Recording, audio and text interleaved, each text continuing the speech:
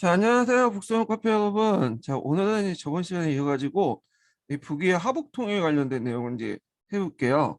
자, 북위는 전 시간에 좀 설명을 해야 되는데, 원래 이제 국명이 대나라였죠. 이 대나라였는데, 그 당시 탁발교, 그러니까 도무제가 국호를 대에서 북위로 곤치고요. 평성에서 이제 그 정식으로 이제 건국을 했죠. 자, 이 그 북위를 건국한 그 탁발족은 선비족의 일환이죠. 예, 원래 이 선비족들은 이제 흑룡강성 그 눈강 유역 일대에 그 유목과 수영 및 원시 농업을 했던 이 부족들인데, 이 부족들이 나중에 이제 그 후한말 훈련과 이런 등등을 해가지고 하북에 진출하기 시작해요. 그러면서 자연스럽게 이제 만리장성 이남에 들어서 그 강북 지역에 이런 국가들을 세우게 되는데요. 자, 그러면 내용을 좀 볼게요. 자, 전진은 비수 전쟁에서 강남의 동진에게 패하여 붕괴되었고, 선비족이었던 북이가 하북을 통일하였다. 자, 이후 이제 북이는 동이와 서위로 나눠졌다가 다시 동이는 북제도, 서위는 북주로 계승되었다. 그래서 이런 나라들 이제 북조라고 하죠. 북조. 그리고 예전에 이제 동이와 서희가 기출문제 나왔죠.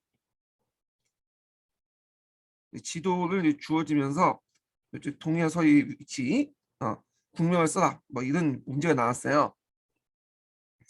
자, 그래서 수가 중국을 통일하기까지 150년간 하북을 건국한 북위 이하의 5개 왕조를 북조로 한다. 그런데 이제 그 북위를 건국한 선비족인 탁발부는 원래는 흥하령 일대에 거주하고 있었으나 후한 때 남으로 이주하여 옛 홍로가 살던 곳으로 두와 유목생활을 하였다. 자, 그래서 이제 이게 이제 북위의 선조와 관련된 내용이 있는데, 일단은 이제 뒤에 건너뛰고, 그래서 이제 북위가 원래 대라는 나라를 쓰는데, 이 대국이 전진의 북연하게 멸망한 다음에 다시 386년 탑발규가 대국을 부흥하게 돼요. 그러다가 나라 이름을 위로 고치고 평성의 수도를 옮기죠.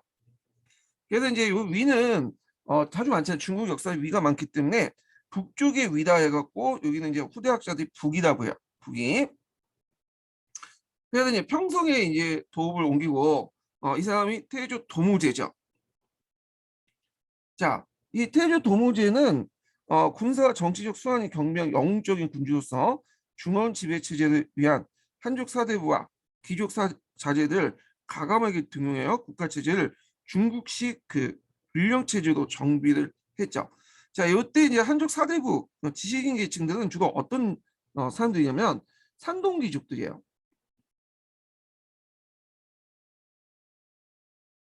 음. 뒤에 이제 도무제 때 나왔던 이제 태무제 때 나왔던 최호 같은 사람도 대표적인 상동귀족 출신이죠. 예. 그 다음에 이제 불황민들을 수도 근방에 분토 점거시키면서 불황민에 대한 족장의 지배권을 강하여 이른바 편호하였다. 자, 여기에서 이제 용어가 이제 분토 점거라고 하는데, 자, 분토라는 것은 불황민들을 나눴다는 거죠. 예. 그리고 예전에는 이렇게 어, A, B, C 이렇게 이런 식으로 큰 대부락들이 있었는데, 이걸 짜게 짜게 나눠.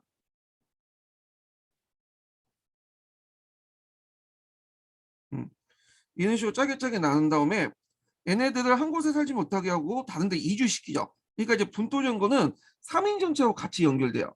예. 그래서 현지에서 분리시켜 가지고 다른 세력으로 이동을 해요. 예, 이주를 시켜. 그래갖고 서로 이제 이렇게 다른 식으로 이제 이주를 시켜버리면 이제 뭐냐면 서로 연합을 못 하겠죠. 예. 그리고 얘네들을 이제 군현제에 이제 그 실시해서 호족의 편입을 시켜요. 이게 편호야. 그 부족들을 나눠서 3인화 시킨 다음에 군현제도 이렇게 실시를 해서 이 군현제 밑에서 호족에 등록을 시키는 편호화 정책을 했다. 그 목적이 뭐겠어요? 예. 일단 불황민의 족장의 지배권을 박탈하고, 그다음에 적대적인 부족 정치 세력에는 자기한테 개기지 마라. 이런 식의 조치겠죠. 자, 이런 불확해상과의 3인 정책을 했다. 이렇게 기억을 해두시고요. 근데 이 불확해상과의 3인 정책은 도무제 때 처음 실시한 건 아니고요. 56국 때도 계속 그렇게 했어요. 대표적인 사람이 그 앞에서 언급했던 전진의 부경 같은 사람도 그런 정책들 진행을 했죠. 자, 그래서 이제 있고 그거 외에도 이민족 정책에 갖고 이제 그다음에 유연족이 있었어요. 북방에. 이 유연족을 이제 물리치고 병방을 안정시켰죠. 이거는 이제 도무제뿐만 아니라 후에 이제 북의 그 황제들이 주기적으로 유연을 치거든요. 예. 그래갖고 이제 유연이 세력이 커지는 걸 막아. 또 유연도 또 재수가 없는 게 뭐냐면 이 북이 그러니까 선비족이 세웠던 나라잖아. 얘네들도 유목민족들이야. 그러니까 이제 그 유목민족들 습성이나 이런 것들 잘 알고 있거든요. 그걸 잘 이용해갖고 유연족 씹어내는 거야. 그러니까 유연족들이 다른 그 유목민족에 비해서 그렇게 세력이 강대하지 못하고 결국에는 돌고한테 이제 먹히게 되죠. 예. 그래서 이때 유연족하고 이제 싸우고 있었다. 북이가 이렇게 좀 기억을 해두시면 될 것 같고요. 자, 그 다음에 이제 경제 정책 관련된 내용을 좀 볼게요. 자, 북이 정권이 오후에 다른 나라 근본적으로 다른 점은 바로 선비족의 유목사의 부족 체제를 과감히 탈피하는 데 있었다. 자, 그들은 이 북방의 유목사에서 남방의 농경 체제로 전환되었고 이런 북의 정책은 호무제의 하나 정책으로 그 절정에 달했다. 특히 북의 태조, 동우제는 이 농업 생산을 증가하기 위해 분전을 실시해서 하북의 농촌 사회를 안정시켰다. 자, 이로 인해 북의 국력은 크게 신장되었고 이는 북이가 하북 지역을 통일하는 사회 경제적 기반이 되었다. 이렇게 보시면 되겠죠. 자, 그 다음에 이제 그 밑에 이제 그 탁발사 탁발로는 넘어가고 밑에 이제 그 내용들 계속 읽어볼게요. 태무제는 그 하북 변경을 자주 침략했던 유연족을 물리치고 병방을 안정시킨 후 서쪽에 나가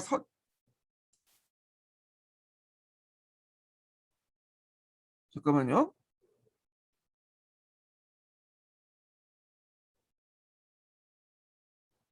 아, 잠깐만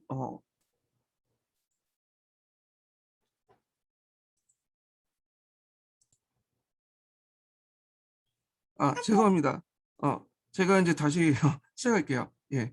갑자기 메시지가 와가지고 자, 태무제는 이제 일단 한국 병경에 자주 침략했던 유연적으로 물리치고 병방을 안정시킨 후 서쪽에 나가서 그 서진이나 하 여러 이제 북연, 중량 등을 차례로 병합해서 마침내 439년에 하북 통일을 재통일을 성공했다. 이렇게 있죠.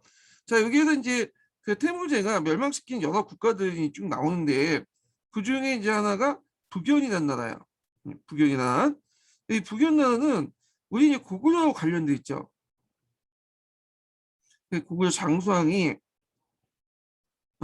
이때 이제 그 태무제가 북연을 공격하니까 북연의 풍시일족들이 이제 장수왕한테 도와달라고 했어요. 자기가 무사히 빠져나올 수도 있도록. 그래서 장수왕이 병력을 파견해서 그 풍시일족들을 다 뭐냐면 고구려 소개를 했죠. 물론 이제 나중에 풍시일가들이 이제 고구려 반항을 해가지고 진압은 당했지만 장수한테 우리나라와 관련된 나라 이 나라는 자 하여튼 이때 남조를 연 송이 북방을 쳐들어왔지만 이들 물리치고 이후 남조에 대해서 북조가 군사적 우위를 지키면서 계속 남조를 공략하는 기반을 마련했다. 자, 그 다음에 이제 이집트 5호 가운데 선비족이 하목 지방을 통일할 수 있었던 배경은 유목사의 부족제를 가감히 탈피하고 국민 개병주의로 할 수 있는 부병제를 실시하여 군사력을 강화했던 점과 정복지와 중국 문화에 빨리 적응하면서 한인의 협력을 쉽게 얻을 수 있었다는 점이었다. 자, 그래서 이제 이 북위가 이제 있는데 이 북의 부병제가 이제 실시됐다는데 북위가 이제 부병제를 실시했고 이걸 이제 계승했던 북일 계승 서희 때 이걸 완비했다 이렇게 보시면 돼요.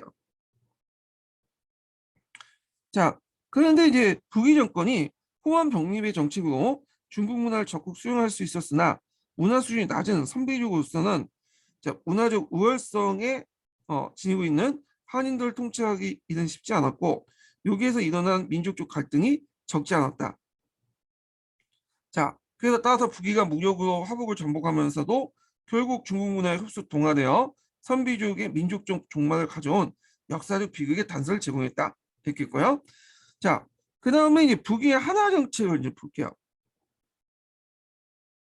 자, 북위의 한화 정책은 태무제 중순위 또 홍우제 때 더욱 적극적으로 추진되었으나 홍우제는 북방 민족의 한민족을 효과적으로 통치하는 데 자신이 직접 중국의 천자가 되고 그 중국의 청치체를 도입하는 최상책을 생각했다.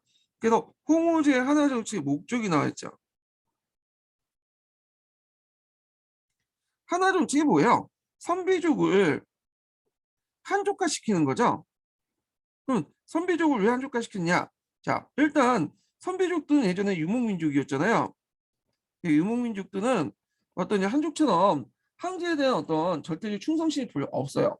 그러다 보니까 이제 반란도 많이 일어나고 개기기도 하고 그 얘네들을 이제 한족화 시켜갖고 예전에 한족들은 황제 그 중심 사상을 가지고 있었잖아요.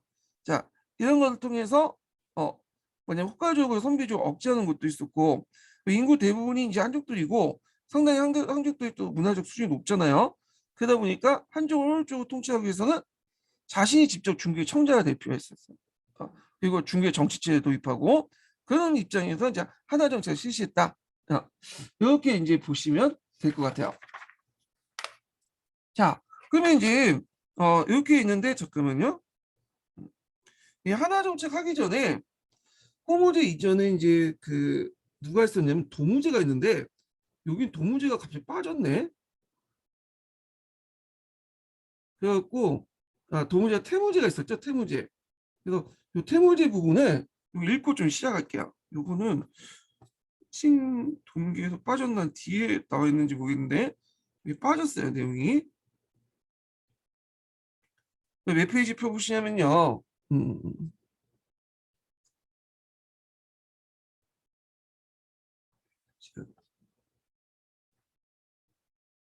142페이지 펴보세요. 한일 142페이지 읽고 그다음에 통호제로 넘어가겠습니다.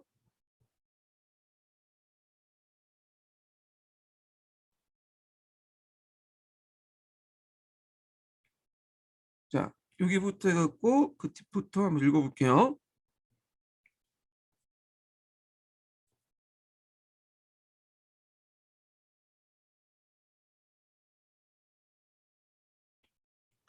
자, 북위가 여타 5호제국과 달랐던 점은 호족 국가의 최대 약점이었던 호환과의 갈등을 해소시키는 데 주력했던 점과 유목민의 특유의 봉건적 질서를 배제하고 중국식 집권적 국가체제를 지향했다는 점이다.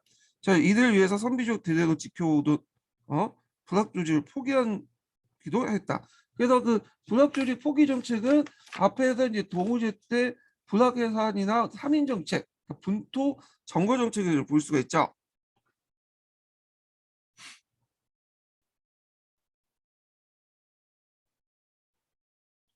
즉 한족 호족과 한족의 구별 없이 주연의 호족을 편입시켰던 것이다. 그래서 이는 종래의 군장과 대인을 통한 간접적 지배 방식을 벗어나 황제의 통치를 받는 국가의 백성으로서 편제하려고 했던 것이다. 자, 이러한 원칙 아래 한족이라도 능력만 있다면 호족과 차별 없이 박탈해 그 발탁에 갈려 길을 열었다. 자, 그 다음에 이제 북의 태무제가 나오는데요. 이 태무제 때 들어와서 하복을 통일했어요. 그러니까 이제 앞에 있었던 도무제는 나라를 열었고 이때 하복을 통일했죠. 요 태무제 정책이 예전에 시험 문제 나왔죠.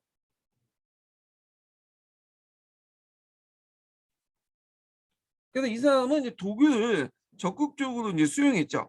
그때 이제 그 도교를 이제 창립했던 사람이 누구냐면 구겸진이야. 그리고 최후도 요게 이제 건의를 했죠. 최후도 구겸진한테. 그래서 이제 그 구겸진한테 이제 도교를 이제 강조를 했고 도교를 이제 강조했던 이유는 일단 이제 이걸 통해서 불교를 탄압하게 한 거야.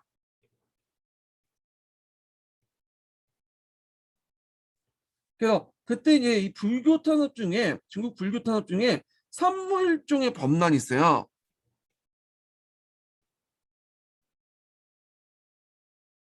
자, 요 산무일종의 범란이 중에 산무가 어, 태무제도 여기 포함되어 있어. 태무제, 그다음 무제, 그다음에 이제 그 당나라의 무종 있고, 이거는 후주의 세종 이렇게 해갖고 산무일종의 범란인데, 요 스타트를 열었던 사람이 태무제야.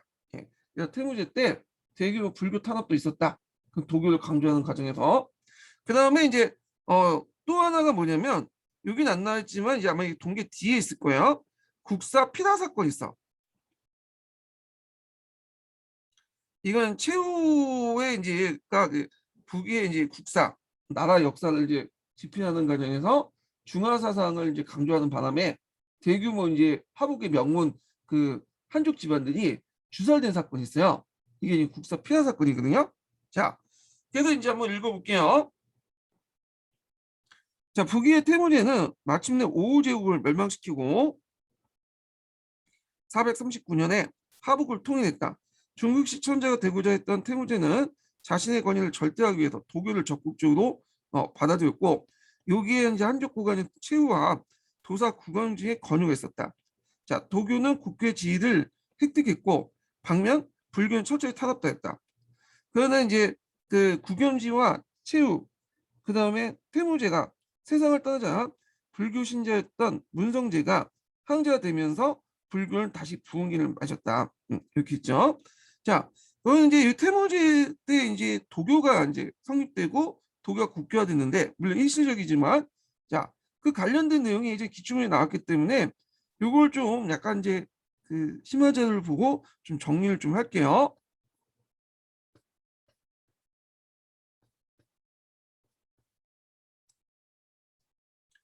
자, 심화자료도 좀 보면,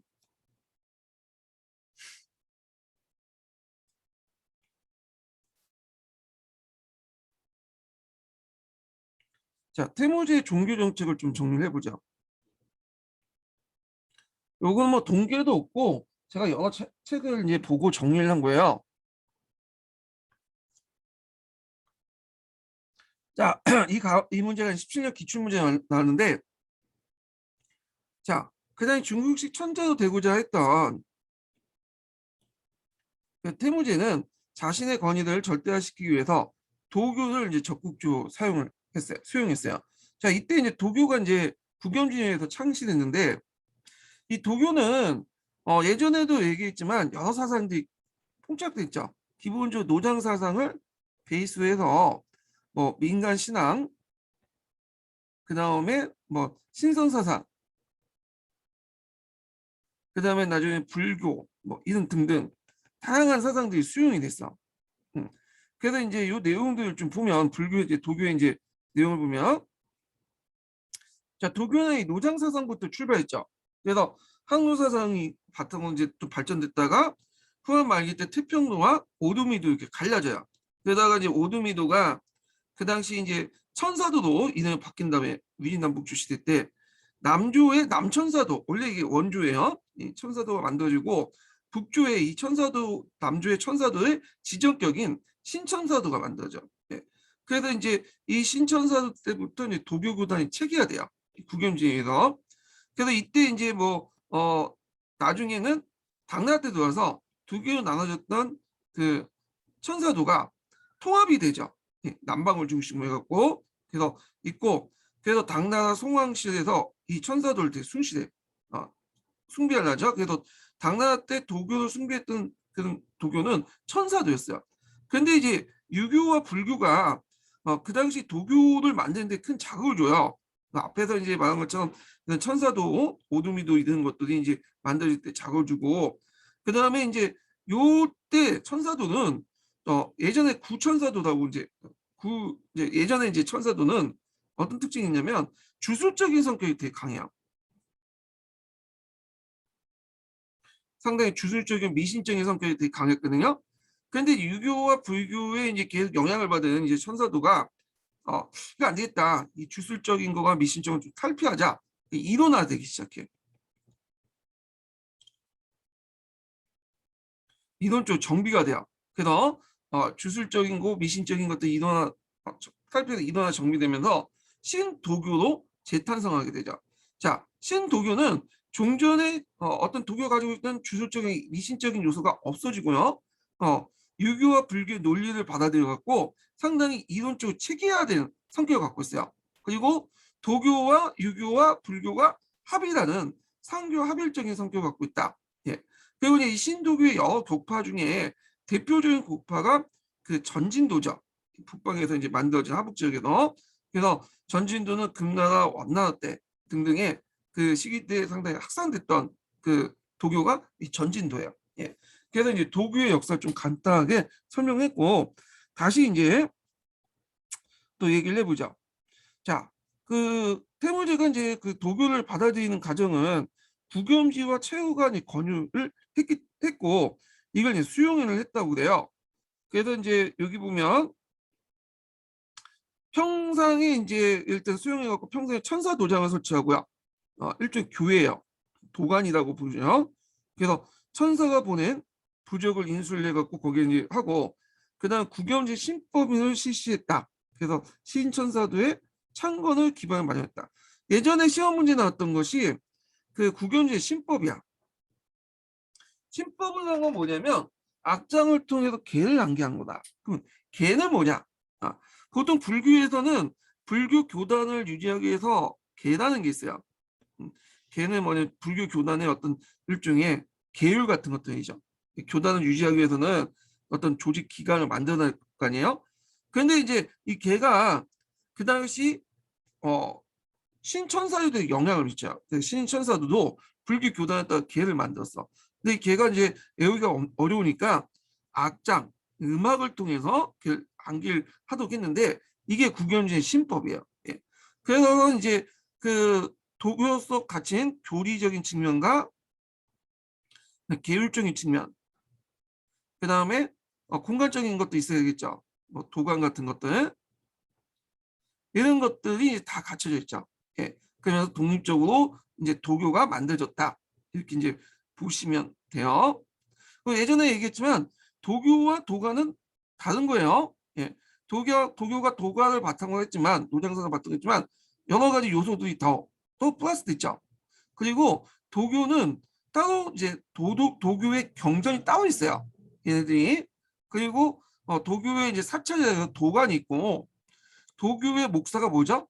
도사죠. 우리가 많이 들었던. 예. 자, 도교가 이제 국교화되면서 이제 그게 정책에 반영돼서 연호가 태평진군으로 개헌이 됐고요.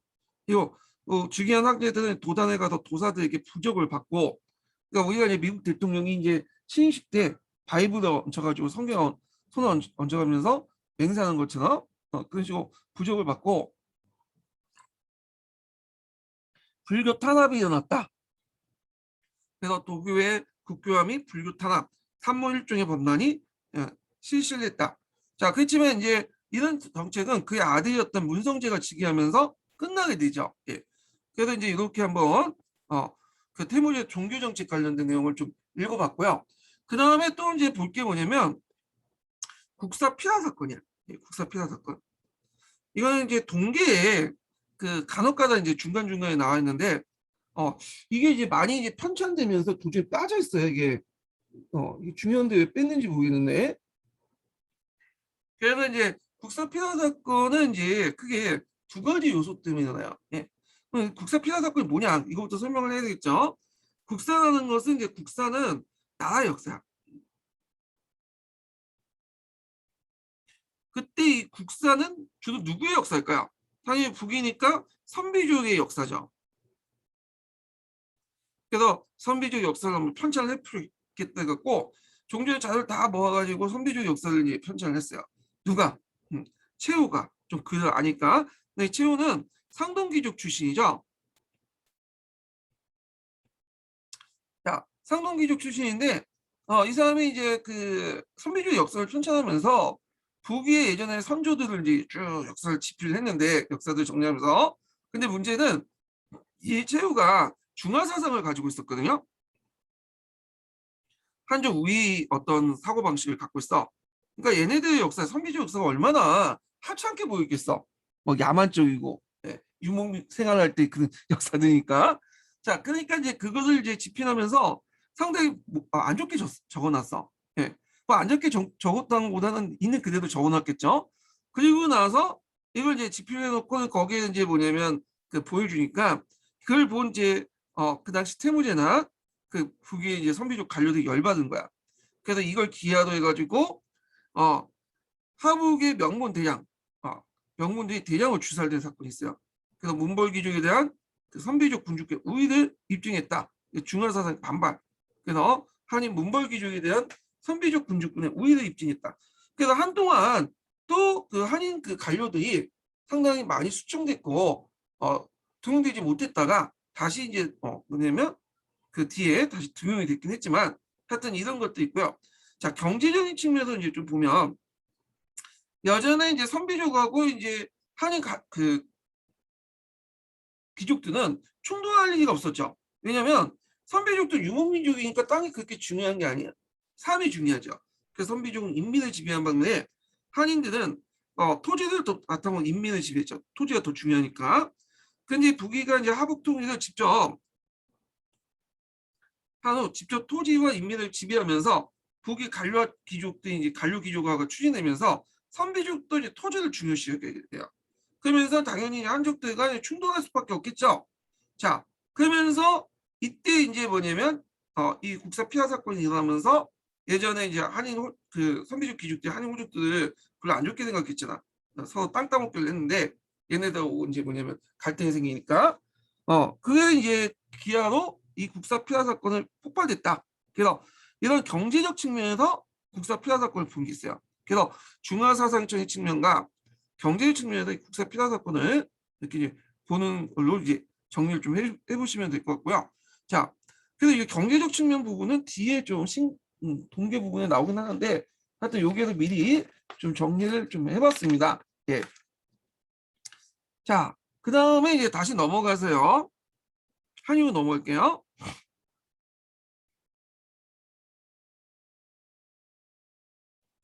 자, 폐불의 경우를 겪었던 불교 교단은 북의 어떤 권위를 교의로서 원조하는 입장을 취하고 국가의 보호를 받는 국가불교의 모습을 바뀌게 되었다. 야, 그래서 이제 그 대표적인 게 이제 살살 기기 시작하죠. 그래서 대표적인 것이 이제 그 왕족불 사상 같은 것들이죠.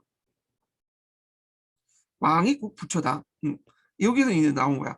그래서 이제 이런 불교 융성을 바탕으로 당시 수도였던 평성에 대규모 석굴사원들이 조성해요. 3대 석굴사원이라고 하는 운강석굴이 이제 만들어지죠. 자, 운강석굴이 그 실내인데 현존하는 주요 동굴이었던 동굴 40여 개, 조각된 불상은 5만 개 이상이 되었다. 운강석굴 내용 있죠. 이렇게 근데 대개 보면 이제 석굴사원은 그 당시 이제 그 뭐냐면 동굴 같은 데 파가지고 사원을 만드는 거예요. 인도의 영향을 받아서 그런 건데 이게 3대 석굴 사원을 쓴 윤광 석굴이 이게 있고요. 참고로 이제 다른 석굴 사원, 3대 석굴 사원 중에 이제 둥왕 석굴 있죠. 이 둥왕 석굴이 상당히 이제 뭐냐면 제일 크죠. 네. 그리고 용문 석굴이 있어. 홍우제가 이제 평성에서 낙양으로 수도를 옮겼잖아요. 그래서 낙양에 그 당시 이제 대규모 석굴을 이제 조성을 했는데 이때 이제 뭐냐면 용문석굴이었어요. 예. 그래서 이때 용강석굴이나 용문석굴에 보면 왕족불 사상에 영향을 받았고 대개 석굴 얼굴도 있죠. 그러니까 부처님 그 얼굴 상이 그 당시 황제야, 북이 황제의 얼굴로 해서 만들었죠. 그래서 이런 식으로 왕권을 강화시켜 나갔다. 그러니까 이거는 북위의 전반적인 그 불교의 특징이에요. 예. 그래서 그 당시 그 북조의 불교는 그 당시 그 왕권과 연결되었고 상당히 호국불교 성격도 있고 그 다음에 왕권을 강화시켜 주는데 불교가 이용을 했죠. 예. 그리고 이제 그거는 남조불교의 특징이죠. 좀 다르죠. 남조불교 같은 경우는 기족적인 특징을 갖고 있잖아요. 자, 헌무제가 사후에 이제 5살 나이로 즉위한 헌무제가 이제 통치기가 있는데 이 사람은 이제 정기 후기 두 가지 시기로 나눠요. 정기는 이제 주로 이제 홍무제가 직접 통치한 것보다는 그 앞에 풍태우가 있어요. 문명태우인데 이 사람이 어릴 때 즉위했잖아요. 그러다 보니까 이제 어린 나이에 뭐 정치를 할 수는 없고 되게 이제 우리식으로 따면 수렴천정을 했는데 풍태우가 우리가 알고 있는 뭐 군전제라든지 삼장제 등등 이런 이제 정책들은 그 홍무제가 직접 한 것보다는 통태우가 했다고 보시면 돼요. 그리고 이제 후기 때 이제 홍무제가 이제 정치를 해서 우리 이제 하나 정책이라고 하는 그런 정책들을 했죠. 자, 그래서 요거 있는데 그 여기 이제 그 군전제와 관련된 자세한 내용은 신동기에서 살펴보긴 하겠지만 여기에 대한 대략적으로 한번 얘기를 해볼게요. 자, 헌무제 사후에 5살 나이로 즉위한 홍무제는 통치기간의 정기는 문성 한국 풍태우가 섭정했던 시기다. 자, 풍태우는 북의 국가의 성격을 중국식 집권국가로 변모시킨 정책을 착수했다. 그 중요한 정책은 군전제와 상장제죠. 그럼 이제 이렇게 있는데 삼장제는 먼저 뒤에 설명했지만 삼장제부터 이제 실시하고 나서 군전제를 이제 했어요. 그래서 삼장제를 통해서 그 당시 나름대로 행정조를 갖춘 다음에 이걸 바탕으로 해서 민들 파악해서 군전제를 실시했죠. 자, 485년에 공포된 군전제는 오란 전란으로 황폐해진 그 농경지를 노동력을 갖춘 몰랑농의 분배함으로써 농업 생산을 높여 안정적인 세수와 요요의 확보를 위해 깨는 데 목표를 하고 있다. 자, 그래서 이제 이에 앞서 484년에 관리에 대한 처음으로 복록을 지급한 복록제를 실시해서 관리의 기강을 확립했다. 그래서 485년에 한족 귀족인 관료인 이한세의 건의를 따라서 실시한 군전제 내용은 15세에서 70세까지 성인 남성을 대상으로 남자 40무, 여자 20무, 노전을 지급하고요. 마전, 신무, 여자는 5무를 지급했다. 자, 이 토지는 70세가 되거나 사망 시 국가에 반환하여 하는 토지였다. 마경작이 어려운 토지의 경우에는 상전을 지급했는데 성인 남자가 20무를 지급받았다. 자, 이에 원택지를 지급하고 노비의 경우의 사회에 따라서 토지를 지급했다. 자, 그래서 이제 이러한 토지 그 군전제 실시 목적은 토지 소유 제한보다는 농업 생산국가 징세원 확보를 위한 짐작할 수 있다. 그래서 이제 요구의 토지 제한 제한보다는 이제 이런 걸 강조했던 이유가 뭐냐면 노비와 경우의 수를 따라 지급했죠. 이거는 뭘까? 이건 노비와 경우. 자, 노비와 경우는 소죠. 노비와 소가 많이 갖고 있는 사람들 누구겠어요? 호족들이죠. 그러니까 호족들이 예전에 가지고 있었던 토지를 그대로 인정해주겠다는, 추인해주겠다는 거예요. 네, 그 의미야. 그렇기 때문에 토지 소유 제한보다는 농업 생산의 회복도 있었다. 저 초점을 맞췄다는 거죠. 근데 그렇다고 해서 토지 군분이라든지 토지 소유 제한이 전혀 없었냐? 그건 아니죠. 귀족들이 어떤 토지가 예전에 가지고 있던 호족들이나 귀족들이 가지고 있는 토지가 예전에 국가 밖에 관리 안 된 상태에서 있었죠. 근데 이런 군제를 통해서 파악이 되면서 이제 국가가 이걸 통제하겠다는 거야. 그래서 토지 소유 제한이 어느 정도 있었다. 완전히 없었다고 말할 수는 없죠. 근데 상대적으로 볼 때 농업 생산의 회복과 징수의 확보가 더 주 목적이었다. 이렇게 있죠. 자, 그래서 이제 이러한 균전제를 시행하기 앞서 정부의 토지 소유 현황과 성별 연령별 자세하고 거시기 없는 호주기 당선을 되어야 했다. 자, 이래서 이제 군전제 전에 삼장제를 실시한 거죠. 삼장제 그 내용이 있죠. 자, 삼장제는 오가를 1, 2로 하고 오리는 1, 2, 오리를 당으로 하는데 그래서 이때 이제 각각 인장, 이장, 단장을 돼요. 각각 그래서 세 개의 장이 있다 3장이 나오죠. 그래서 오족의 작성과 조세 징수의 및 요육 징발, 그다음 치안 유지책을 책임을 맡기는 인보제였다. 네. 서로 상호 연대 책임제였다. 이렇게 보시면 될 것 같아요. 자, 그래서 이제 이렇게 있고 그리고 이제 그 홍무제가 친정한 실시하는 낙양군을 수도를 이전할 계획을 했으나 선비기 귀족대 반발이 심했고 결국에 홍무제가 낙양에 들어오게 되죠. 그리고 이 낙양에 관련된 모습들은 낙양성에 이제 관련된 모습들은 낙양 가락기라고 유명한 책이 있어요. 여기 책에 잘 묘사되고 있었다. 특히 이제 홍무제는 하나 정책도 했지만 숭불 정책도 같이 했어요. 그러다 보니까 사찰이 되게 많았어. 예. 그 북인 말에는 그 1,300개가 달았고 또한 그 낙양의 남쪽 교회에는 문광석굴을 계승한 장대한 육문석굴이 조성되었다. 예, 이렇게 있죠. 육문석굴 이제 내용들 있죠. 내용을 좀 볼게요.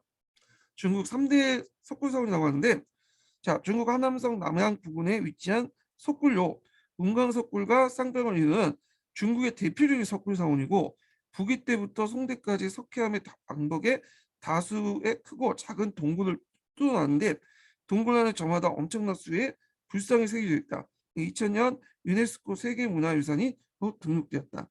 자, 그리고 낙양에 천도하자마자 이제 홍우제가 적극적으로 하나 정책을 추진하게 돼요. 자, 그래서 이제 하나 정책 내용은 이제 그 신동기 내용을 한번 읽어볼게요. 이 부분은.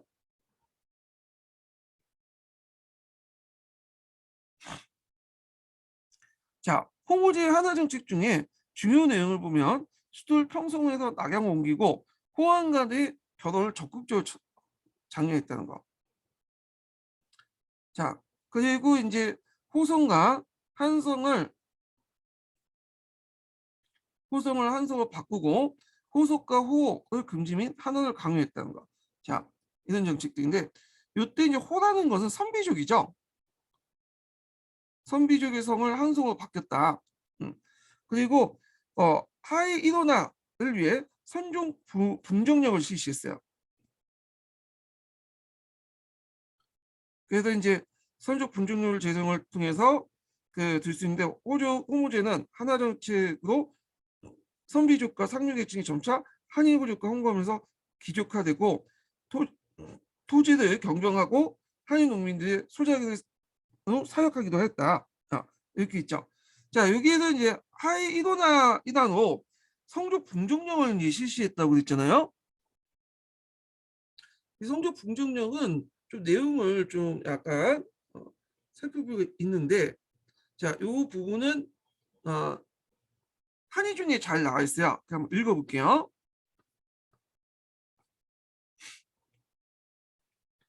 자, 여기서 이제 여기부터 읽어보자. 496년 탁파이라는 성을 호송이라는 이유로 포기하고 원이라는 한족봉 성을 바꿨고요.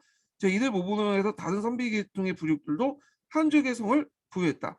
현재 확인할 수 있는 성만 해도 193개 이른다. 또한 중국의 가정법에 따라서 내 동성을 결혼할 수 없으며 이성의 경우 양자를 삼지 않는다는, 그러니까 동성 불혼의 원칙 있죠?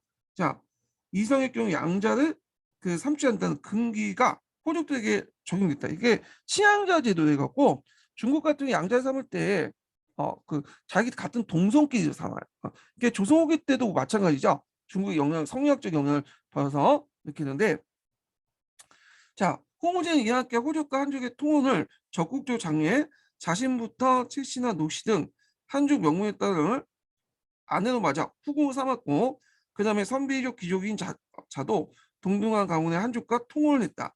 자, 홍은이는 남자와 같이 문벌사에 지정한 출신성 성족을 기준으로 등급을 결정해 성족 상정을 당했다. 그래서 이제 북인 대인 혈통과 선조 3대에 거쳐서 명령의 고관을 배출하는 그 기준에 호족과 한족 각각 가문의 등급을 두고 관리 임용과 통혼의 기준을 삼았다. 그래서 이는 각 쪽의 가문 등 등급을 서로 계층화시킨 것이다. 그래서 이제 결국 관제수도 남조처럼 귀족제와 문벌 귀족에 의한 지배 원리가 등장을 했는데, 이때 귀족제 정비와 함께 이제 홍우제가 모두 같이 실시했냐면 국분 간이법을 실시했어요. 그러니까 남조의 국분 간이법은 자연스럽게 들어온 거지만, 이거는 이제 국분 간이법은 뭐냐면 귀족제 확립가 된 게 이식되온 거야. 이게 국가 권력에서 이식된 거죠. 그러니까 사회에서 이제 형성된 그런 것들이 국분 간이법에 반영된 것이 아니라 사회적 어떤 귀족제사의 내용이 국가가 귀족제를 정비하는 과정에서 국분 간이법을 도입을 한 거야. 좀 남조 달라요. 남조 같은 경우에는 사회적인 어떤 귀족 권력, 문벌 귀족들의 사회 중심, 사회 기풍이 국분 간이법에 반영됐다면, 북위에서는 귀족제를 국가가 만들고 그 국가가 귀족제를 강화시키기 위해서 국분관리법을 도입해 왔다. 이렇게 좀 차이가 있죠. 이 국분관리법은 북이 때만 처음 나온 건 아니에요. 하북 지역에서는 예전에 몇몇 국가들, 그러니까 56국대 몇몇 국가들이 실시했지만 완전하지 못했고 본격적으로 실시했어요. 이때부터. 국빈관입법은 일부 5호 제호에 실시된 바 있으나 북위에도 중정관의 임무는 주군의 속간에만 한정된 것이나 중앙관 임명도 시급하도록 개정하였다. 예. 그래서 이는 북조에서 문벌귀족의 탄생을 의미한 것이다. 다만 그 북조의 문벌귀족은 양진과 남조의 귀족이 차이가 있는데 북조의 귀족은 어디까지나 국가의 인정을 위해서 만들어진 거고 그 가문의 등급의 인정도 관료기구를 통해서 국가의 공헌도했다 평가를 당한 거죠. 근데 남조는 달라요. 남조 같은 경우에는 예전부터 위인 시대부터 계속 내려왔던 어떤 문벌귀족 자체 내의 어떤 기준을 가지고 만들어진 거고 이게 국품관입법에 반영된 거죠. 유목민 군주로서 아니라 중국 전역에 통치하는 황제가 되기 원했던 홍우제는 말년에 남조에 대한 친정의 전력을 쏟았으나 499년 원종 도중에 33세 나이로 병사했다 이렇게 했는데, 자 그래서 이제 여기 성적 분정 관련된 내용들을 좀 아까 얘기를 했는데 요 설명 기준이 좀 예매해. 여기에 예전에 구동기에서는 성적 분정에 대해서 자세히 설명되는데 이거 많이 빠졌어.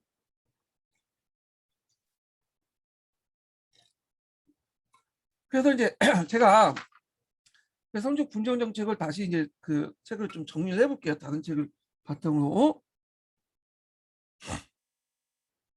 신마제를 잠깐 보자.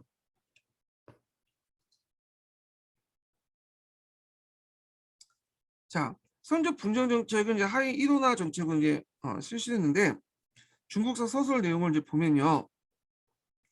자, 후한일에 이제 한인사에서는 각 군의 명족의 해안인 풍습이 있었는데 당시에 번양 노씨, 청양 최씨, 영양 정씨, 태원 왕씨, 용수 이씨 같은 5성이 유명했어요.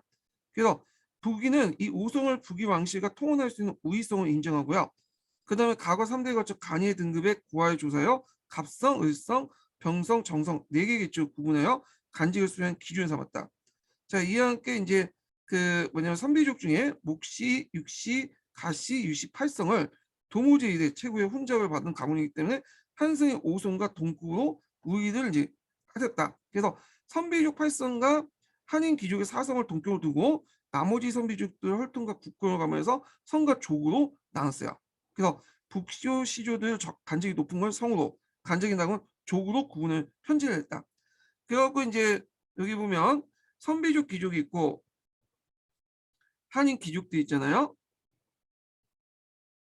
그래서 선비족 귀족은 8성이 있어요. 유명한 8대성이다 해서 한인 귀족은 4성이 있죠. 상동 지역에 이제 4성 또는 5성이라고 하죠. 책마다 약간 다른데, 그리고 그 밑에 이제 여러 또 가문들이 있을 거 아니야. 그래서 이 가문들을 또 등급에 따라서 성으로 묶고 족으로 묶어. 그래서 8성과 성만이 그 4성만이 이제 한인 귀족들 결혼을 할 수 있어.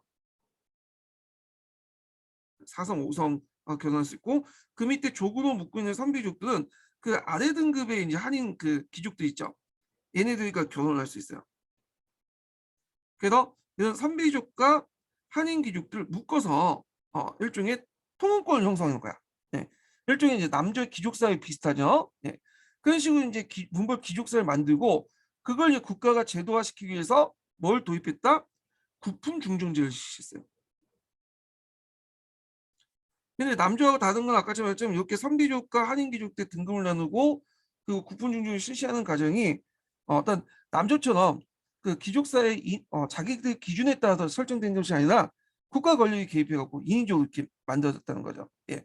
그래서 이제 이런 식으로 해갖고 선비족 귀족들과 한족 귀족들을 일종의 일원화시키는 그런 정책을 했다. 이렇게 좀 기억을 해두시면 될 것 같아요. 예. 자, 그런데 이제 이렇게 선비족과 한인귀족을 일원시켰는데 이때 선비족들의 팔성이니 성인이 족인이 이런 귀족들은 실제로 선비족 귀족 중에 상류층에 해당해요.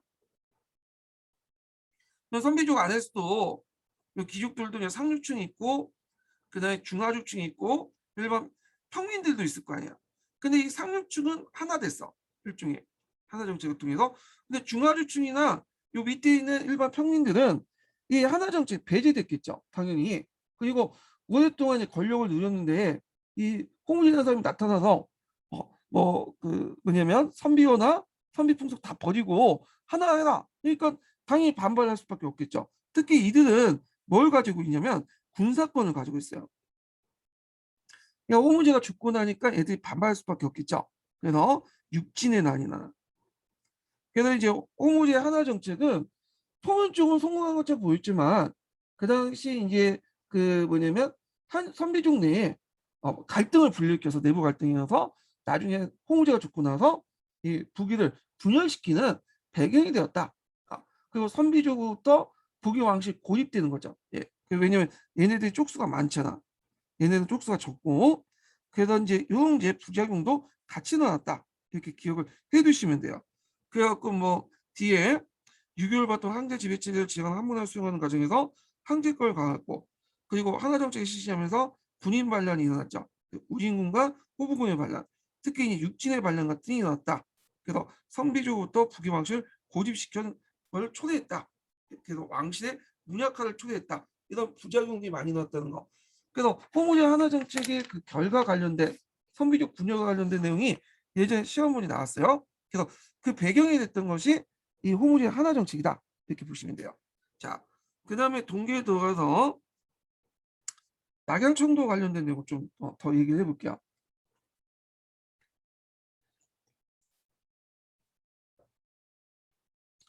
자, 그러나 이제 홍무제 하나 정책은 선비족 그 부족사의 심각한 문제와 갈등을 불러일으켜 북위 정권이 동서 분열시킨 중요한 원인이 되었다.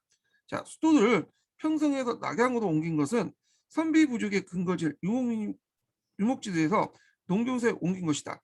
그러나 이제 수도를 옮겼다고 해서 선비족 모두가 하부구 이주한 건 아니죠. 성비족 대부분은 다 만리장성 연변에 남아서 홍무의 낙양정권 거리가 생기게 됐다. 따라서 하부구 이주한 선비족은 점차 귀족화되어 간직을 독점했다. 아까 이제 그 성적 분정 정책이라든지 뭐 이제 국분간이법 등등을 통해서 간직을 독점했죠. 그래서 이제 낙양으로 옮겨와서 하나된 선비족과 그렇지 못한 북방의 선비족 사이에 심각한 갈등이 생겼고, 자, 이러한 갈등은 호명제 때 육진의 반란으로 폭발되어 나왔다. 자, 일단 육진의 반란이 일어났긴 했지만 이 반란은 이제 그 나중에 그 같은 선비족 추장이었던 이주영의 힘을 빌려서 진압을 했죠. 근데 이주영이 이제 뭐냐면 진압을 하고 나서 권력을 장악을 하게 되는데 그때 중앙 권력을 장악했던 그 세력이 어떤 세력이냐면 여기 그 당시 이제 호태우야. 그래서 이 호태우를 쳐내야겠죠. 그래서 이제 이 사람이 낙양을 공격해 이준호가. 그래갖고 이제 그 당시 이제 낙양에서 호명제의 모친이었던 호태우가 정권을 장악하고 환관과 폐신을 중용하며 정치를 물량케 했고 호명제가 성장하면서 호태우와 충돌이 생기니까 태우는 호명제를 독살하고 유재 그의 아들 어린 아들을 세웠죠. 그 이주영은 이걸 명분으로 해서 수도 남양에 들어가서 태우와 유재를 체포해서 항하에 이제 순장을 하고요. 예. 그리고 이제 조정의 백관과 왕공이하에 2천 명을 학살한 호장제를 세웠다. 자, 요게 이제 예전에 한번 관련돼서 이제 시험문이 나왔죠. 어, 그래서 요 관련된 사건 관련돼서 시험문이 나왔는데 기억을 해두시고요. 자, 그 다음에 이제 육진의 반란과 함께 섬서 북부에 만사춘호의 반란이 일어났어요. 그리고 이주영이 부장 우문태를 파견해서 이들 평정했죠. 우문태는 점차 이제 장안의 중심으로 세력을 확대해 나갔으며, 그 당시 이제 이주영의 부장 고환과 후경도 막강한 군사력을 행사하게 됐다. 자, 이에 이제 호정제 위험을 느껴 이주영을 군종에 유인하여 살해했다. 그래서 이주영 아들 이주조가 진양에서 군사를 이끌고 호정제를 죽이고 조카 전민제를 옹립했고 그래서 이제 이주조의 세력은 고안에서 타도됐고 이주영 일당은 정권 담당 기간 4년에 불과했지만 북위의 정치, 사회, 경제에 끼친 영향이 컸으며 이 북위 정권은 그의 부하들의 역할을 컸다. 그래서 그 부하들에 의해서 동의와 서의로 나눠지게 돼요.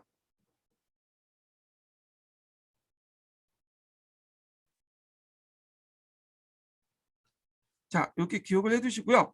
그리고 요 사건, 이걸 좀 얘기했네. 여기에서 여기까지 요 사건을 보통 우리가 이제 뭐라고 하냐면 하음의 변이라고요. 이거 외워 두셔야겠죠.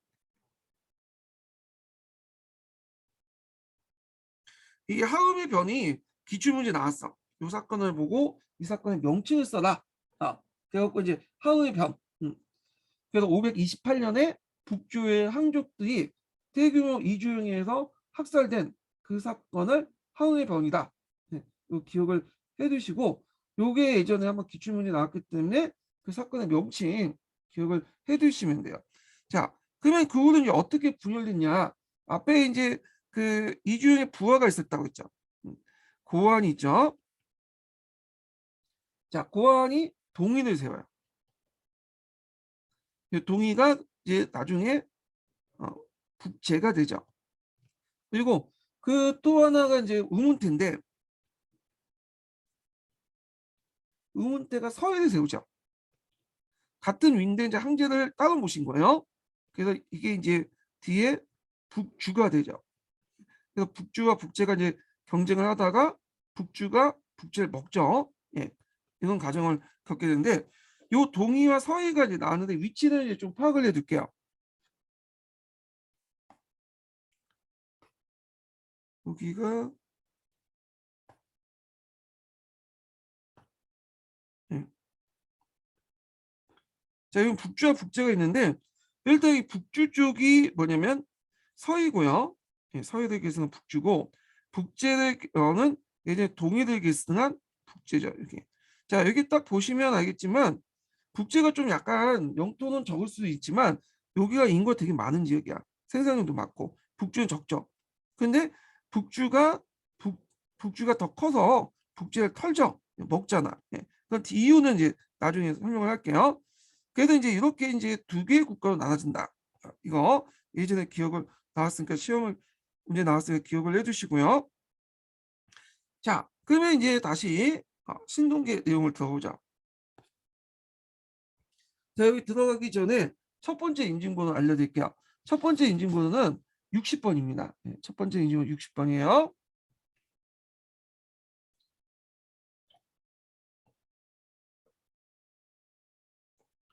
자, 고아는 처음에 육진 반란에 가담하였으나 후에 이주영에게 항복한 선배 출신의 무인이었다. 자, 이는 이주주를 도와서 지방의 반란을 평정한 후 육지의 난민을 규합하여 자신의 세력을 확대시켜 나갔다. 그 이주시를 토벌하고 남양에 침입하여 전민제를 폐위시키고요. 홍우제를 옹립하게 됐죠. 그래서 이 홍우제 옹립은 이제 동의와 연결되고요. 공화는 이주시의 근거지인 진양에 들어가 그 주변에 선비족들을 징발하여 군대에 편성한 후 진양을 근거로 해서 천하를 호령하니 낙양의 홍우제는 허수아비에 불과했다. 이 홍우제는 장안에서 세력을 잡고 있는 우문태를 끌어들여 고환을 제거할 뜻을 이루지 못하고 도리어 교환의 본사가 낙양 쳐들어가니 장안에 도망가 우문태를 의지하게 됐고 이때 고환은 호정제를 영입해서 업을 도입했다. 이에 위는 동의와 서의도 분열됐다. 예, 서의와 동의도 이렇게 분열됐고요. 자, 한때 북주 지역에 거주했던 한인들도 5, 16국 지배하에 오랜 전랑을 극복해 살아남았기 때문에 그 이전에 문약한 한인이 결코 아니었다. 따라서 북위 정권의 하나 정책은 도리어 북조사의 한인들과 하여금 선비주의 무력에 대응할 수 있는 정신력과 무장력을 길러줬고 이런 정신력 바탕으로 한인의 군사력 강화는 다음에 북주 당으로 이어진 중국 통일의 원동력이 되었다. 자, 그러면 이제 동일한 이제 서로 나눠졌잖아. 그럼 두 개의 나라의 특징을 좀 볼게요.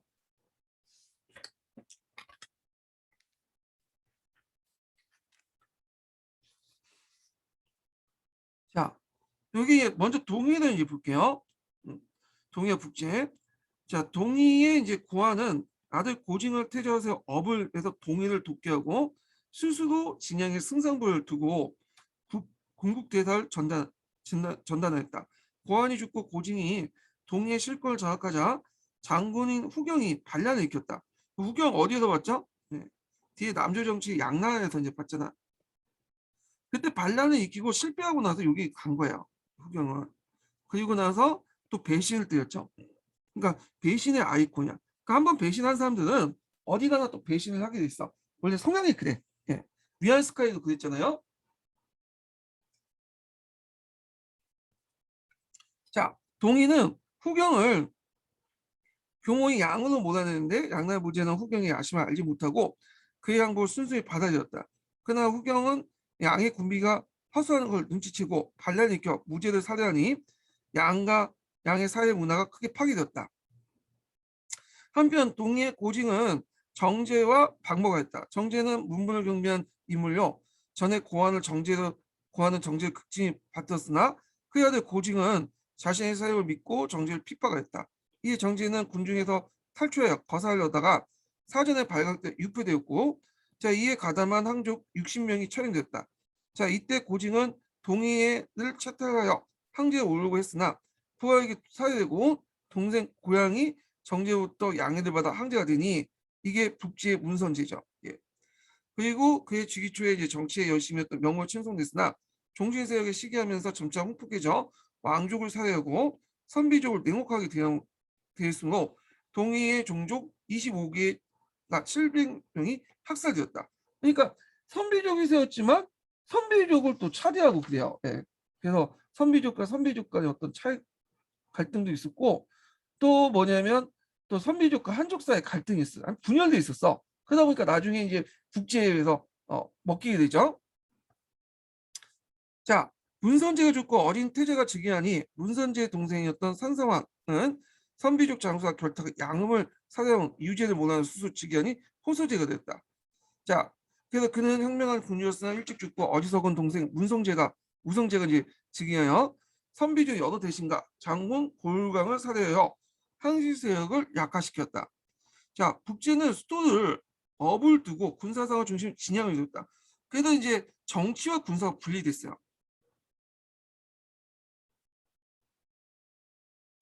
그래서 앞서 북의 홍무제가 선비족의 군사적 근거인 평성에서 한해 본거인 낙양으로 천담으로써 군사 정치가 양분되면서 고립된 정책을 밟지 않게 한 조치였다. 자, 그러면 이제 잠깐만요. 예. 말을 잘못했네요. 군사 정치가 분리된 게 아니라 그 당시 그 뭐냐면 말 맞네. 제가 말을 잘못했어요. 예. 자, 그런데 이제 이렇게 했는데 그런데 북제도 이제 정치적 중심과 군사적 정치가 이분화됐죠. 예, 맞아요. 예. 선비주의 지지를 상실하면서 북제와 북주가 통합하는 결과를 가져오게 됐다. 예. 그래서 북위의 어떤 절차를 밟게 되었다. 이렇게 보시면 될 것 같아요.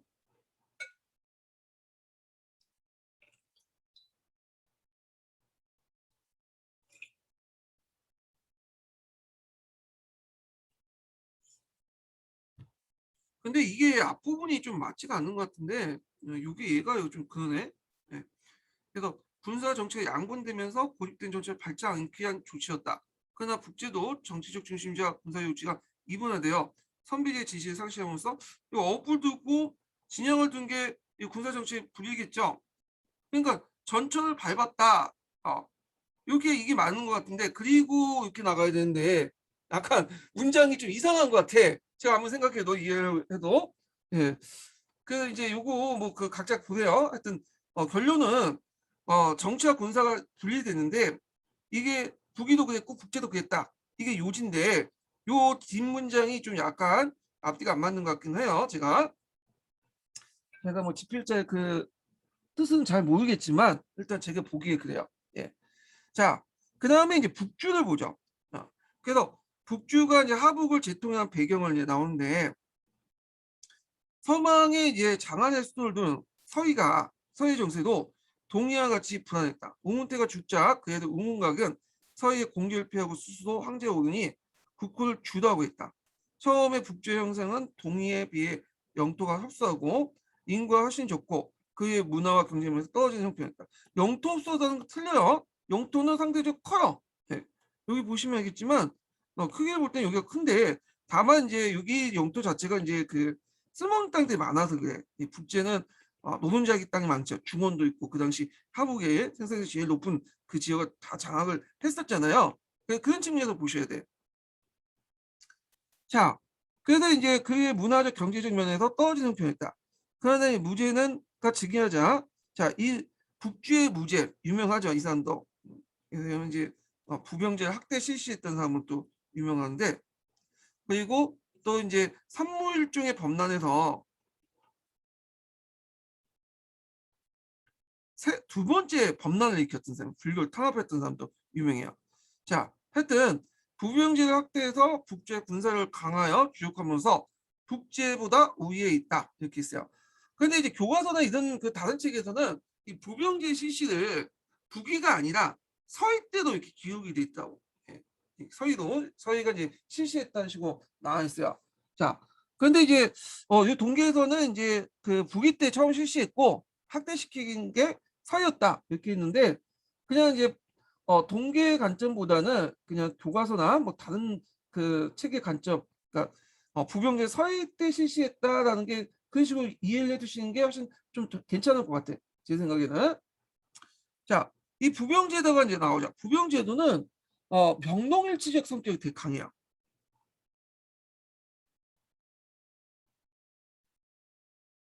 자, 군전제 나중에 얘기했지만 이 군전제가 북위 때 실시했잖아요. 근데 북위만 실시한 건 아니에요. 그 후에 이제 그 북위를 계승했던 북제나 북주나 수당 이렇게 계속 실시하죠. 그래서 그 당시에 그 북주도 그 군전제를 실시했어. 그래서 국민들에게 땅을 나눠주고 그 대가로 뭐냐면 군역의 의무를 지게 되죠. 그게 이제 부병제예요. 자, 그래서 이 부병제는 선비족과 한족 구별 없이 다 똑같은 그 국민으로서, 그 당시 신민이죠. 신민에서 다 이제 하는 거야. 같이 군사훈련을 받고. 그러다 보니까 예전에는 분리했는데 같이 이제 생활하다 보니까 또 그 당시에 뭐 언어도 거의 한어겠지, 중국어겠죠. 예, 동화됐으니까 민족 간의 어떤 융합 단계를 기울였다. 이렇게 기억을 해두시면 돼요. 그래서 앞에 있는 북제가 선비족과 한족과의 갈등도 있었고, 선비족 안에서도 또 뭐냐 갈등이 있었죠. 종실세 간의 내분도 심했고. 근데 이에 반해서 이제 그 뭐냐면 북주는 상당히 한족과 선비족 간에 융합을 상당히 잘했다. 그래서 인구도 적고 생산량도 적었지만 결국에는 뭐냐면 북주를 이길 수 있었던 이유가 그런 요인에서 찾아볼 수가 있겠죠. 그러니까 부병제도는 국민 개병의 원칙 안에 민족의 차별 없이 모든 국민에게 병역의 의무를 부과했다. 그래서 또 병영 절충부에 직결시켜서 다 같이 군사훈련을 해서 병영 절충부는 이제 당나라 때도 나오지만 오늘날 말하면 이렇게 그 뭐랄까 신교대, 논산 훈련소 이 정도 이렇게 보시면 돼요. 군사훈련을 받게 해서 국가의식을 고취시켜 북주 내 여러 민족의 융합단계를 촉진시키겠다. 네. 자, 그래서 이제 있고 이와 함께 부병제에 의한 병동일치는 농민의 교대를 변상하게 하여 군사교육을 받고 교학에 다가 항령이 되어 예비군 형성하겠다. 우리 비슷하죠. 군대에 이제 훈련소 가서 열심히 이제 빡세게 훈련 받고 한 1년 6개월 동안 저 때는 이제 26개월인데 요즘에 좀 좋아졌어요. 1년 6개월 동안 이렇게 해서 군대 받고 나중에 한 7년 동안 예비군으로 이제 뭐냐면 편성이 되는 거와 비슷해요. 자, 이는 국가가 많은 군사비를 지출하지 않고도 국민을 모두 군사할 수 있는 효과를 가져올 수 있었다. 또 무제는 응훈때의 중농 정책을 계속 추진해서 했다. 즉 전쟁 노비를 가감에 해방할 일반 농민을 개편하고 농업을 종사하도록 하여 항무지 개간 그다음 수시스 학대 농업생산을 증대시켰다. 이게 이제 두 번째 요인이죠. 그 당시 북제가 북제를 능가할 수 있었던 두 번째 요인이죠. 부병제 다음에 또 세 번째로는 그 위에 이제 그 서희와 북주의 근거인 장안은 예전부터 진난과 전환시대 때의 수도로서 정치 군사적 요충지고 제국의 수도 접합한 곳이다. 그러나 후한에 한이 낙양으로 도읍은 정한이 돼 문명 중심이 되어 소외됐다. 이것이 오히려 선비족과 하여금 하나 되지 않고 건전한 기풍을 유지할 수 있게 했다. 자, 이게 이제 또 세 번째 요인이죠. 자, 그 다음에 네 번째는 서해의 영토는 그 동이나 강남 지역처럼 비옥하지 않았으나 이것은 호족 세력의 발전을 둔화시켜 호족의 대토지 사회화가 다른 지역보다 진척되지 않은 원인이 되었다. 못한 원인이 되었다. 자, 이 때문에 부의 평제가 심화되지 않아 사회와 경제의 공평성이 유지되었고 이에 따라 군정동민들의 노동력이 존중되면서 물질보다 건전한 인간 정신을 암양하는 사회 기풍이 유지했다. 자, 근데 이 사람은 좀 저소한데 이 정신력을 되게 강조하더라고요. 네. 좀 그런데 하여튼 뭐 이 사람 관점이니까 외워야죠. 네. 자, 따라서 이 지역에서 북주가 하복을 통일하고 다시 전중국을 통일하는 그 뭐냐면 통일하고 다시 전중국을 통일하는 수유당 제국을 추진할 수 있는 정치, 경제, 군사적 배경이 여기에 있다. 그래서 만약에 이제 북주가 열세임에도 불구하고 북제를 이길 수 있는 요인을 써라고 하면 일단 첫 번째로 부병제, 두 번째는 아까 이제 중농 정책, 세 번째는 수도의 위치, 그 다음에 네 번째는 그 당시 대토지 사유가 뭐냐면 크게 진천되지 않았다는 거. 뭐 이렇게 쓰시면 될 것 같아요. 자, 그래서 북주에 비해서 북제는 동방에 위치하고 토지 넓고 자원이 풍부했으나 정권이 선비귀족의 수중에 장악되어 왕실 내분이 계속되고 이 과정에 선비족과 한족 사이의 극심한 갈등과 방목이 계속되며 국력이 소모되었다. 자, 이것이 북지의 정치 사회적 분화로 작용하여 결국에는 서방의 북주에 병합되는 결과를 가져오게 됐고 북주의 무죄는 북제를 정복하여 하복을 재통일할 수 있었던 것이다. 예. 자, 그 다음에 이제 위진남북조 시대 사회 경제를 좀 볼게요. 자, 위진남북조 시대는 일단 문벌귀족, 지방 호족들이 장악했던 시기죠. 그래서 이제 이렇게 있는데 뒤에 이제 호족의 어떤 사회 경제적 구조가 나와요. 그래서 한번 이렇게 좀 내용을 읽어보죠. 자, 호족은 요 호는 그 지방 할 때는 호예요. 예. 그래서 이렇게 오랑캐 호자하고 다르죠? 이렇게 올때 호족은 좀 달라요. 예. 지방 세력을 의미해요. 이때 호족은 호족은 지방의 세력을 말한다. 중국 역사상 호족이 나타난 것은 전국시대 후기 농업 생산의 발전과 함께 시작됐다. 그러나 그 진앙의 강력한 통일제국의 출현 후 호족은 국가 권력에 눌려 세력을 펴지 못한 채 숨을 죽이고 있었다. 그러다가 이제 전환 후기 때 접어들어 국가 권력이 쇠퇴해지자 호족은 대토지의 사유를 하면서 사회 지배 세력으로 발전하게 되었고 그 다음에 이단 호족 세력에 억압하기 위해 왕망의 신정권은 토지 국유제를 취했으나 호족의 강력한 반발에 부닥쳐 쉽게 붕괴되었다. 자, 호족의 협력으로 건국한 후한 정권은 이들과 타협하는 정책을 취함으로써 이제 호족은 사회 주요 계층으로 그 지위를 확보하게 되었다. 후한 말에 삼국시대에 거친 삼국의 사회 혼란으로 지방의 호족 세력들은 유민을 교합하여 자유수단을 강구하게 됨으로써 그 세력을 한층 신장되었다. 자, 호족은 지방의 호민으로서 지주계층이 대부분이었으며 그 입밖에 호민이나 호족이 똑같은 말이에요. 여기서는. 근데 황제 입장 볼 때는 이제 얘들도 민이잖아요. 그러니까 그 앞에 호자를 붙인 거야. 자, 입밖에 상공자 관리의 대토지 소유자가 되었다. 자, 이들은 자기들 부가 많기 때문에 상업도 하고 또 국분 중견 활동에도 관리도 돼요. 예. 그래서 이제 이렇게 되는데 하여튼 이제 특히 후한 말이 전란에 거듭되면서 도시의 피난민들이 농촌에 몰려들어 인구의 농촌 유입이 촉진되자 호족은 이들 유민을 자신의 사유지에 들어서 장원을 형성했다. 자, 호족의 내부 구조가 다양한데 대체 3층 구조로 되어 있는데 호족사에서 상층부는 종족이 있고 그 외에 영호, 영민이 있죠. 그리고 최하층 노비도 구성됐다. 이렇게 보였어요. 자, 이 구조는 앞에서 제가 이제 후한 시대 때 얘기할 때 강조할 때 호족사에 관련돼서 간단히 언급됐죠. 예. 요게 1항으로 보시면 돼. 연장선상에서. 예. 별개가 아니라 먼저 종족을 보죠.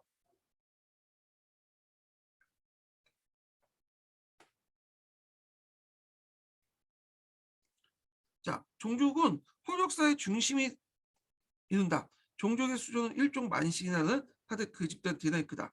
자, 이들 종족은 원칙적으로 각기 독자적인 토지를 소유하고 있었다. 자, 따라서 이제 호족의 토지가 수만 개에 달했다는 것은 종족이 소유하고 있는 전체 면적을 그러니까 한 사람이 소유한 게 아니라 그 호족 집안이 소유한 거야. 예. 그래서 종족 간의 인적 결합은 그들의 간홍 상제 등을 통해서 그 유대가 강화되며 특히 외부의 침입부터 천재지변에 재난을 당할 경우에는 종족의 단계를 더 한층 더 강화되었다. 자, 그다음 영호가 있는데요. 이 영호는 그 밑에 예속된 호야. 그러니까 노비는 아니지만 예속민이나 보시면 돼요. 그래서 이들은 이제 그 구성 요소가 다양한데 객, 정객, 의식계, 문생고리, 뭐 부곡 이런 것들을 만다. 자, 먼저 이제 객을 볼게요.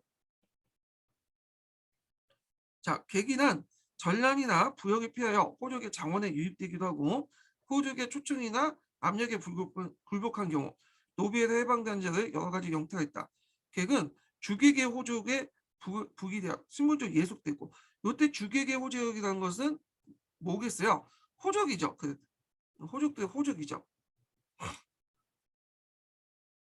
자, 북이 되어 예속된 신분이었으며 때로는 국가가 공신들에게 사유하는 경우도 있어 인격이 무시된 농노적 성격이 강하다. 그러니까 신분은 노예는 아니지만 예속되고 다른 곳으로 이동하지 못하는 그런 중세 농노적 성격이 비슷하다는 거죠. 자, 객은 가족을 동반하는 것을 원칙으로 했기 때문에 호를 다니도록 했다. 삼국시대의 노와 객이 합쳐서 노객이라는 말 많이 들어봤죠. 삼국사기나 이런 데서 많이 나오잖아요. 자, 그런 경우가 많았기 때문에 객의 신분은 실제 양민보다는 노비 측에 가깝다. 객은 호족의 가부장적인 권한에 예속되어 노비와 함께 호족의 권력을 뒷받침하고 지방에서 호족들의 무한한 권한 행사를 가능케 했다. 그다음 문생적, 문생. 자, 이 문생은 당나라 때 문생천재라는 말 들어보셨죠? 예, 문생천자, 예, 문생, 자주문생 이런 말이 있는데 이게 당나라 때하고 이제 약간 비슷비슷하지만 좀 의미가 달라. 원래는 이제 사제 관계를 의미했는데 남북주시 들어가면서 그 호족의 밑에서 가역을 맡은 신분을 뜻해요. 예. 그래서 당나라 때 그 문생하고는 좀 다르다. 시험 감독관의 의미하고는 좀 달라요. 그래서 이제 예속성은 객과 같으나 호족과 인간관계 매우 밀접하고 때로는 문생의 제에 호족이 연재되는 경우가 있었고요. 세 번째 고리예요. 자, 고리는 지방의 호족이나 관리가 전에 모시고 있는 상가의 퇴직한 후에도 옛날에 그 상하관계 유지하는 데 비롯됐다.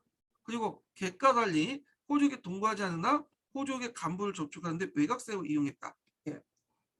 자, 그 다음에 네 번째가 이게 노비스트라고 이제 보시면 되죠. 예, 지금도 있죠. 부국이죠. 자, 원래 이 부국은 군대의 명칭이었으나 남북조 시대 군부에 예속된 병호와 같은 호족의 사병호 전략과 두 종류로 구분된다. 자, 그래서 이제 그 사병의 경우에는 갈 곳이 없는 유민이 호족의 사병으로 전락됐기 때문에 사천민 성격을 띠고 있다. 다만 병사의 임무를 맡기 때문에 때는 그 실력을 인정받을 수 있기 때문에 노비보다는 신분이 높았다. 자, 그래서 이 부국은 그 당시 군사화된 어떤 예속민 집단 이렇게 보시면 돼요. 자, 우리나라도 부국이라는 말이 있어. 일본에도 부국 있고 일본의 부국도 좀 이제 뭐냐면 그 밑에 혼역돼 예속된 집단 이름이고 우리나라 그 부국은 일종의 행정구역이죠. 신부 집단이 아니라.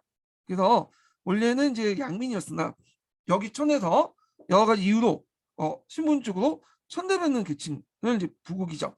그래서 약간의 이제 뭐냐면 천대받는 건 똑같지만 뉘앙스가 좀 다르다. 신분 집단보다는 우리나라는 행정적 어떤 성격이 좀 강해요.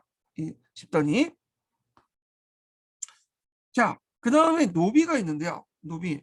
그 당시 노비가 어느 정도 비중이 있느냐에 따라서 이 사회를 노비제 사회로 볼 것이냐 아니야 가지고 이제 논쟁이 있지만 뭐 우리는 그렇게 이제 할 필요 없고 하여튼 그 당시에 이제 호주의 대토지 경제가 할 때 간의 노비와 생산 노비 이렇게 뭐 두 가지 노비가 있었다.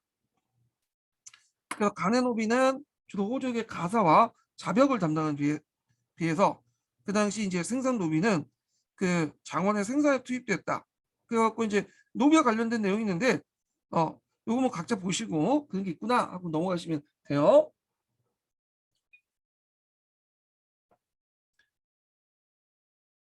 자, 그 다음에 호족과 귀족계급 대칭의 성격 차이 이렇게 있는데 자, 호족은 대개 보면 이제 어떤 사람들이요? 지방을 근거지로 했던 거죠. 지방을. 근데 이에 반해서 이 귀족 계급들은 그 간직의 간익을 배경한 거야. 좀 약간 개념이 달라요. 개념상 여기 나왔죠. 그래서 호족은 사회적 세력이며 지방 분권적인 데 반해서 귀족은 법률적 신분으로 간직간 또는 간이의 간격이 있고 중앙집권적 성격이 있다. 근데 이것은 이제 개념적으로 구분한 거고 남북조 시대 때나 후한 말기 때는 이 경계선이 명확하지가 않아. 왜냐하면 대개 이제 한대 호족 세력들이나 위진남북조 시대 세력들이 위진남북조 분벌 귀족화됐기 때문이에요. 예. 그래서 이제 대표적인 게 이제 후한 때는 광걸 이손제나 이때 이제 위진남북조 시대 때는 뒤에 언급한 국분 간인법 있죠. 국분 중전제 이걸 통해서 이제 했던 거죠. 자, 그래서 이제 명확하지가 않다 이렇게 좀 기억을 해주시면 되고요. 자, 그 다음에 이제 뒤에 넘어가서요. 한데 한걸 이손제가 있었죠. 자, 이것도 이제 호족이 문벌 귀족화 되는데 그게 공헌을 했고, 자, 그리고 이제 후한 시대 때 이제 앞에서 얘기한 것처럼 한강과 외척 세력들이 이제 발전이니까 그들에 대항해서 이제 호족의 일부 세력들이 일부가 청류라고 하고 나머지 한강 외척 세력과 결탁한 일부 또 호족 세력들을 탕류라고 했죠. 그리고 자기가 얼마나 깨끗한가 이런 것들을 내비칠 필요가 있어요. 청의가 형성인데 일종의 담론이 형성되죠. 그때 제일 높은 많이 했던 그 논의가 뭐냐면 대개 보면 인물 평가와 관련된 거예요. 어떤 사람이 어떻고 인물 등급을 매겨요.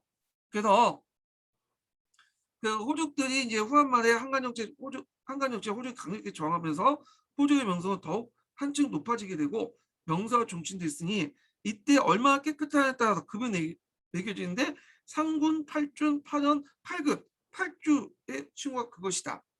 이와 함께 호족은 그러니까 명사대사의 자연히 인물평가, 정치사상, 정치 논의가 활발히 전개되고 청이당한다. 그래서 이렇게 이제 인물평가에 따라 형성된 그 정치 담론을 청이라고 한다. 그래서 청이는 한걸 이선의 추천을 해서 항리에 사용해졌던 인물평가 풍속이 호족사의 내부의 위치에서 바뀐 것을 의미하며 이는 위진남북조의 항리사의 붕괴 과정을 그대로 반영한 것이다. 이렇게 볼 수가 있고요.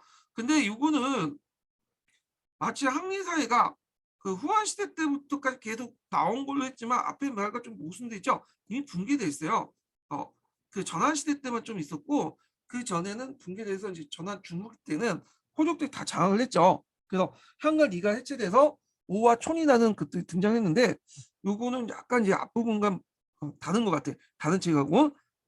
그래서 한글 이선제의 어떤 그 인물 평가 그 등급이 추천 배경이 그 당시 탕류와 싸우는 관에서 청이군이 바뀌어서 뭐냐면 나중에 구품중정이 반영됐다 이렇게 이해하시는 게 더 편할 것 같아. 예. 자, 그래서 이제 후한말 삼국시대 국운 가운데 지방에 운공한 호족이 대부분이었으나 원소 뭐 통탁 갑자기 이게 나오는지 잘 모르겠는데 요거 제외하고 그래갖고 그 당시 이게 국분중전제로 계속 연결됐다.